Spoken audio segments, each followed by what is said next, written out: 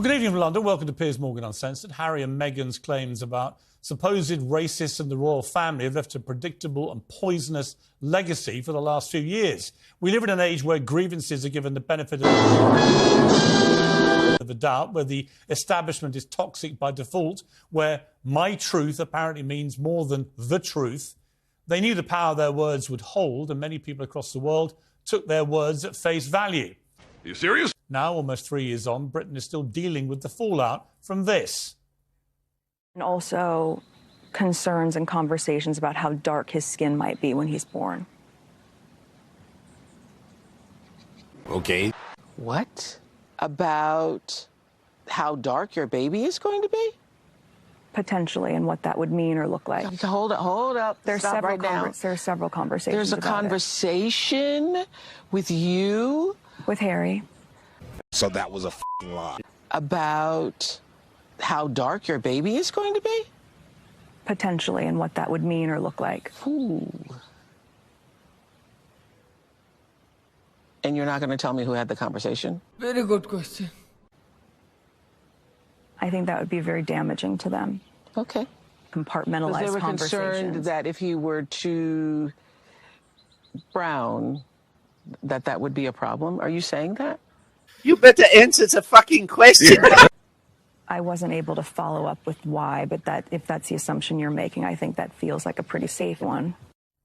You may recall that I lost my previous job for responding to these claims by saying I didn't believe a word of it. Well, Harry and Meghan have never provided any evidence for that highly incendiary claim. It's not like they haven't had the chance to. After all, they pumped out 6 hours of self-indulgent bilge on Netflix, trashing Britain and the press for its racism. But didn't mention what they said on Oprah. Harry read 150,000 words of family-bashing poison in his memoir Spare and toured the TV studios to promote it, but didn't mention what they'd said to Oprah Winfrey. Fact. Meghan had a 12-part podcast on Spotify. Didn't mention it either. It was like it never happened, like it disappeared. Clearly, neither of them gave a damn about royal protocol or family privacy. In fact, they built a whole industry around violating their own privacy and that of their relatives. But instead of backing up those claims about racism on their relentless publicity tour, Harry did a sort of strange U-turn, didn't he, a few months ago? Tried to pretend they'd never said them. Are you serious? It was us. It was the media. In the Oprah interview, you accuse members of your family of racism. You don't even... No, we didn't. Well, of... The British press said that. Right. Stop it. Did Meghan ever mention that they were racist? She said there were troubling comments about There Archie's was skin concern colour. about his skin colour. Right. Wouldn't you describe that as essentially racist? I wouldn't, not having lived within that family. Took him 2 years to do that U-turn. 2 years of the royal family are a bunch of racists flying around the world. I was in America through a lot of that period, and they all believed it because it had appeared on Oprah. Then he says, I never meant to say anything about racism. What are you all talking about? It's the beastly media. Well, now Harry and Meghan's lick-spittle client journalist Omid Scobie, the man who lied about his age, said he was 33 when in fact he was 38, a bit older now, said he never used private jets and then got reminded of an Instagram picture of him the week before he denied that this week, showing him on a private jet. The man who said that I have regular phone calls with Queen Camilla. Ladies and gentlemen, we got him.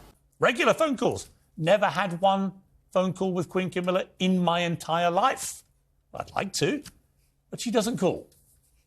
Well, Scobie is back with a spiteful, lie-filled new book, Fact, that's poured fuel on the flames. He says that Meghan wrote private letters to King Charles, naming 2 royals who she accuses of taking part in those supposedly troubling conversations about Archie's skin colour. Stop it. Scobie initially said he knew the names but couldn't legally report them. But of course, he could have done outside of the UK. He could have done it in America if he wanted to, where the book is published. He could have done it anywhere. But he said he never names names. That doesn't make sense. Which is another of his lies. And yet overnight they were sensationally revealed, suddenly, out of nowhere, in the Dutch version of Scobie's book. Journalists had been sent copies and the book was briefly on sale in bookstores. What? before being suddenly withdrawn in a dash by the publishers. Scobie initially said it was a translation error, which didn't really make any sense, because how do you mistranslate names? They're either there or they're not. The publisher now says it wasn't translation, it was simply an error. But how did that error happen? Very good question. How is there an entire different version appearing in a Dutch edition of this book? The consequence of that error is that millions of people online around the world now know the royals are again being implicated in what I think is a completely baseless claim of inferred racism. There is, again, massive speculation about who the people are who were supposedly making comments about Archie's skin colour, which is incredibly unfair to all the royal family. They've all been tarred with this brush now for years. Well, I'm going to end all this nonsense because, frankly, if a book is on the streets in Holland, available to Dutch people, Okay.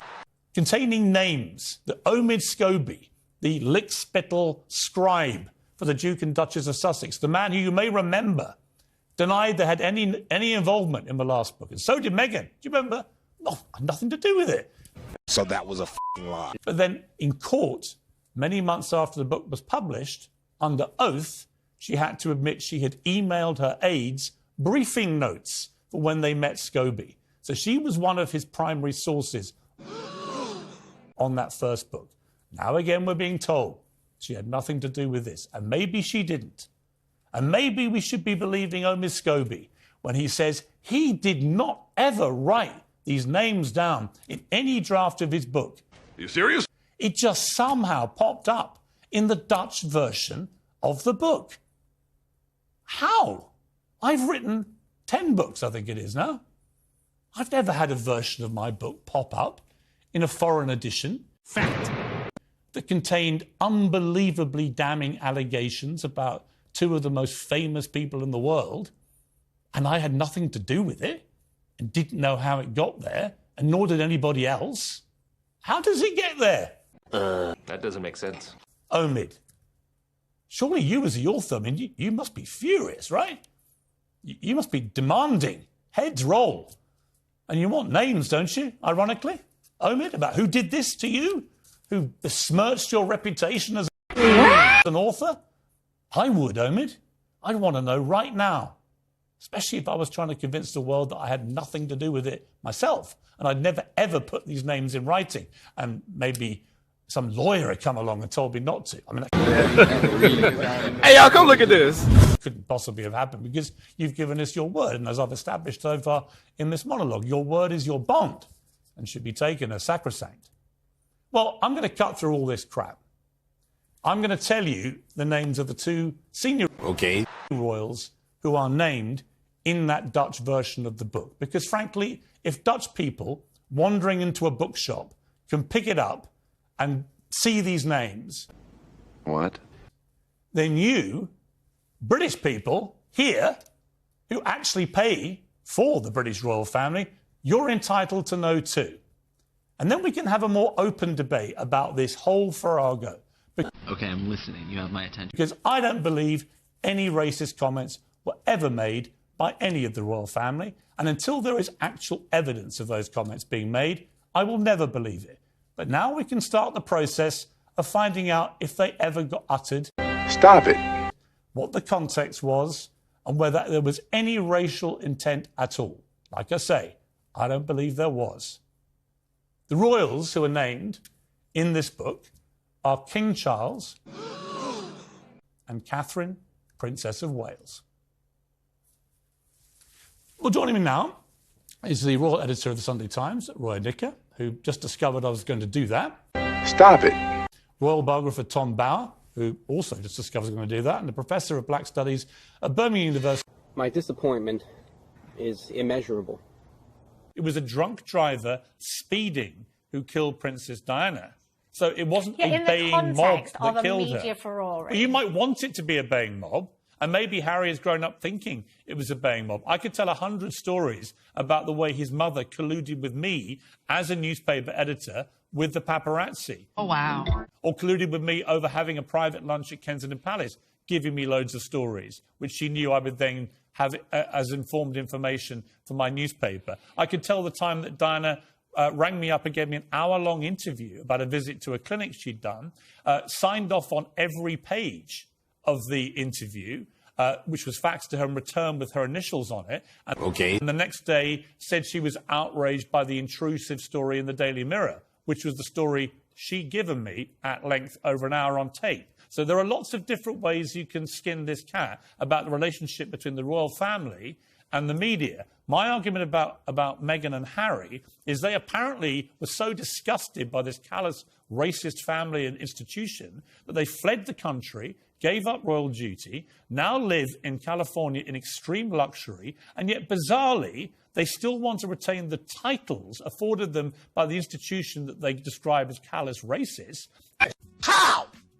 How did they think? And they use those titles to make themselves stinking rich without doing any work. I think that's hypocrisy. Let's go to Di Davis. Well, Di Davis sounds like the rest of the royal family, really. I mean, well, not really, because they do making hundreds and hundreds and hundreds not doing of very much, duties are a they? year. Well, they turn up at 100, in 300-400 events a year, the main royals. So they actually do put back. That's the whole point of the royal family. They don't just get paid.